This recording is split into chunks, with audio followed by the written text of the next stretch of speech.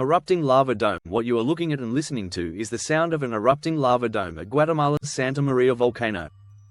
Under no circumstances should you ever get this close to a lava dome, as at any moment a portion of it could collapse, or a large explosion could occur without warning, incinerating areas up to several kilometers away via pyroclastic flows. The Santa Maria volcano produced either the second or third largest explosive eruption of the 20th century, in 1902 depending on the source referenced, completely devastating the region, removing a large chunk of the stratovolcano's main cone, and causing ash to fall as far away as San Francisco. And this eruption occurred after the volcano had been dormant for a whopping 20,000 years. After a decade of weak phreatic eruptions from 1903 to 1913, a viscous lava dome began growing in 1922. Known as Santiaguito, this lava dome complex has been growing ever since, continuously erupting for 102 years straight and counting.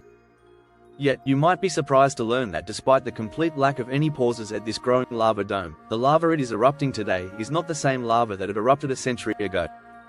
They are quite compositionally different, creating a fascinating story on how and why this composition change occurred. This change in composition has caused the associated hazard Tasmania diagram and explosivity of the volcano to change over time, which is why it is important to understand.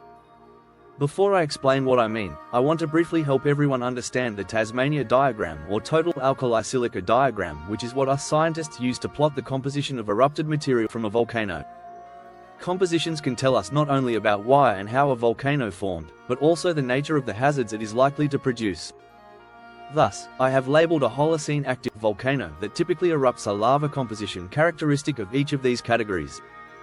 In the case of the now more than century-old Santiaguito lava dome complex, when it first began to grow it erupted distinctively dacite lava, which had a viscosity 30 million times higher than that of water and a temperature of approximately 870 degrees Celsius.